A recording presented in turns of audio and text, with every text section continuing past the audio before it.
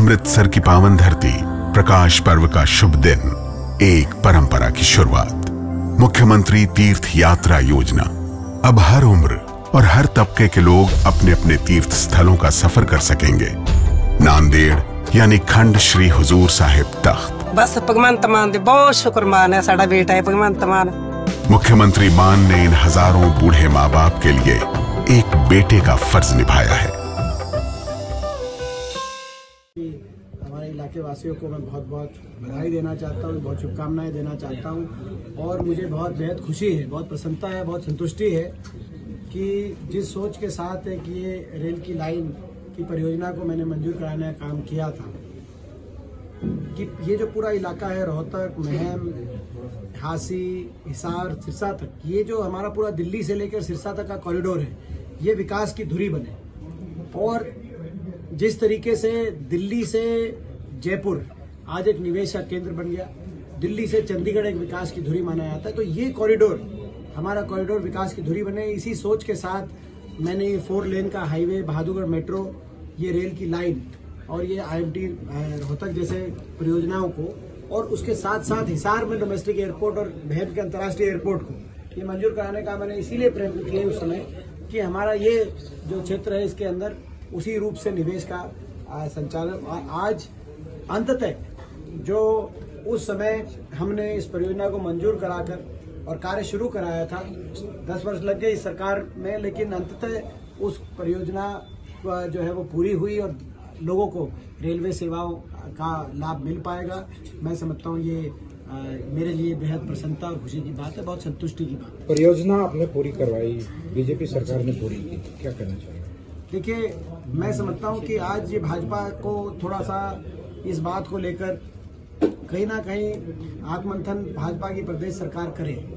क्या कारण है? 10 साल इनके सरकार के हो गए, 10 साल के बाद भी प्रधानमंत्री जी को 10 साल के बाद चुनावी सीजन में बुलाया, उस समय भी ऐसी परियोजनाओं का जो है फीता काटा जिसकी आधारशिला हमने रख के काम शुरू कराया था।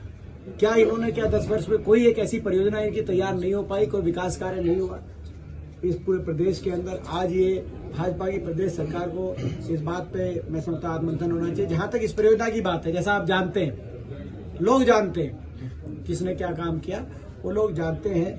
2011 में ये प्लानिंग कमीशन से इसको सैद्धांतिक मंजूरी मिली, लेकिन प्लानिंग कमीशन ने कहा कि अकेला भारत सरकार जो है जब तक इस पे खर्चा वहन नहीं कर सकता। उसके बाद मैं धन्यवाद करना चाहता हूं सर्वप्रथम पूर्व मुख्यमंत्री आदरणीय चौधरी भूपेंद्र सिंह हुड्डा जी का।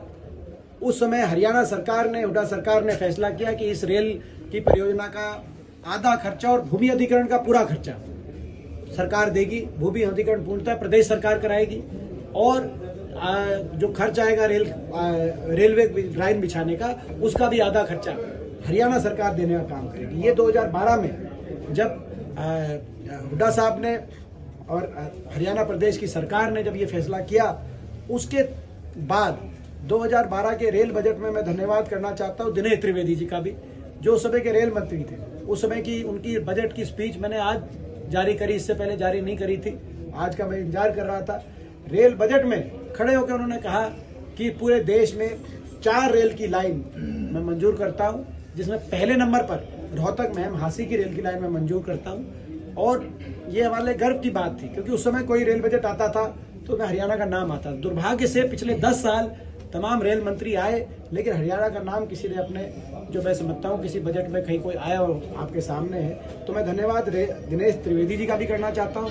उस समय उन्होंने 400 करोड़ रुपए आवंटित, 385 करोड़ रुपए आवंटित करते हुए ये रेल जो है मैं समझता हूँ बजट देश की संसद के सामने, देश के सामने पेश किया।